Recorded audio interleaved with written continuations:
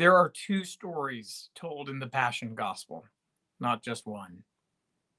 Of course, there are many stories here, and it's no wonder why all the big production movies about Jesus focus on this week and these few days of high drama.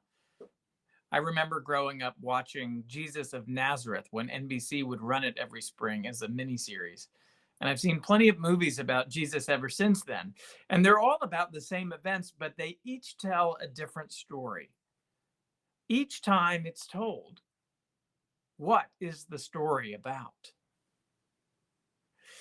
Beyond the story of Jesus, which of course that is the most important part, I see here two interwoven stories told through the eyes and the actions of many people. One of those stories is the way of ego, which requires power and violence and manipulation of the whole crowd and a whole crowd of enforcers to maintain itself. And the other story is the way of love, which is intimate, personal, rooted, and self-giving. One is about weaponizing one's own power, whether to retain the status quo or even just to save one's own skin. The other is about smashing the jar and pouring ourselves out to honor the presence of God in someone else. Throughout the story of Christ's passion, we see that the way of ego scales up and requires power and propaganda to keep going. Yet the way of love is downward and intimate and personal. Ego projects might and invulnerability, but it masks a deep fragility. Yet love, what we see in Jesus, what we see in Simon of Cyrene and Joseph of Arimathea and the woman with the alabaster jar, love is stronger than death. In these two stories of ego and humility, of upward grasping and downward mobility, we find something with deep spiritual power. And that's because the story, though it's an ancient story that we've told time and time again, is so real and so contemporary. No, we don't deal with crucifixion in today's world, but we do live in a nation with a death penalty and a criminal justice system that is biased against those who are not white. No, political criminals are not made to walk through the crowds, at least not in most places. But the machinery of public shaming is sophisticated and well-oiled. No, we do not gather publicly to watch executions.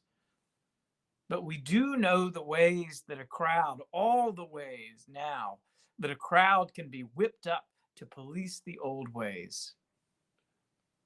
Last week, I attended the American Jewish Committee's annual Passover Seder. And when I did, I was struck by how current the Passover story is, even though it's so ancient. Freedom and liberation, dancing and bitterness. Hearing this ancient story with the events of the past year ringing in my ears reminded me that God has seen all this before, and that God is every bit as passionate for justice today as at the time of the Exodus. And Christ's passion story that we read this morning has the same currency. It is new and meaningful every year. Christian Wyman writes that the spiritual efficacy of any encounter is determined by the amount of personal ego that is at play. And if we look at this story, the story of Christ's suffering and passion and death, as one of all these different characters, all of whom encounter one another, it's a whole bunch of encounters. Think about what Christian Wyman said, that the spiritual efficacy of any encounter is determined by how much personal ego is what is really in play. So go back to the story and you will find character after character, whose ego inoculated them against seeing Jesus for who he was, inoculated them against spiritual growth. Pilate, Judas, Peter. Peter was still untransformed and trying to save himself. The chief priests, and then there to sing backup, making it all possible, was the crowd. The operating system was one big, codependent, power-hungry, zero-sum mess, where Jesus' death was practically a foregone conclusion. But the beauty of this, what makes this, in fact, a profound spiritual story, is that punctuating Jesus' own journey is a series of human encounters that shine brighter than the flames of violence and fear. Simon of Cyrene steps forward, perhaps a bit against his will, we don't know for sure. He steps forward to bear the burden of the cross, giving Jesus just a moment of needed relief. Perhaps we cannot carry Jesus' cross all the way to Golgotha, but can we shoulder it for at least a moment? Joseph of Arimathea puts his wealth and his status at great risk to care for Jesus' body. Might we not focus solely on Easter morning Jesus, but also express our love and adoration for the broken, powerless one we hold in our arms? Because that's how we keep Caesar from co-opting our Lord and our hearts. That's how we keep from starting out as that first crowd that shows up to sing the high hosannas, but then becoming the same crowd that demands crucifixion. The woman with the alabaster jar breaks the costly vessel to lavishly and recklessly honor Jesus, to give him a moment of peace before an unspeakable trial. What's in our jar, gathering dust on the shelf, that needs to be given away? These moments are holy because they are done without personal ego, without self-aggrandizement or self-preservation. They are focused downward, towards the grounded and the intimate, person to person and soul to soul. The tragedy of this story, and it's so often the tragedy of human life, though I don't buy for a minute that it's unavoidable. The tragedy is that as ego scales up, it turns violent. It was true then, it is true today.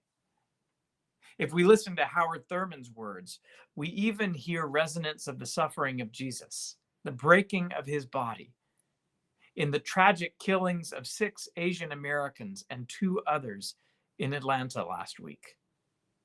Violence from Atlanta to Cleveland, from 2,000 years ago to today, is really about enforcement. Think of Jesus and the Romans. Think of hate crimes today. Think of ego and spiritual necrosis as we hear Reverend Thurman's words. The threat of violence within a framework of well-nigh limitless power is a weapon by which the weak are held in check. The threat of violence may be implemented not only by a constituted authority, but also by anyone acting in behalf of the established order. Each member of the controller's group is, in a sense, a special deputy, authorized by the Moors to enforce the system.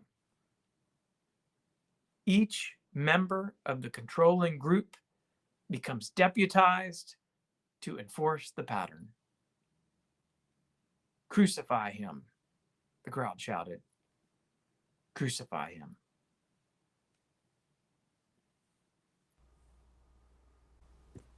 As painful as this story is, as much as our hearts are open wounds by the end of it, without the joy or even the comfort of the resurrection to hold us, not yet, we still draw hope and strength from this story, because this story is not simply the retelling of the world story, though from some of the movies you wouldn't know about it. Rather, Mark takes all those same painful and human elements and carefully reweaves them together as God's story, told so that we no longer take ego and power for granted as the stuff that matters. The story alone may be painful, but look at how it begins and look at how it ends. It begins with the woman with the alabaster jar. It ends with the wealthy and connected council member giving up his tomb to hold Jesus. The story begins and ends with love. Don't you see it?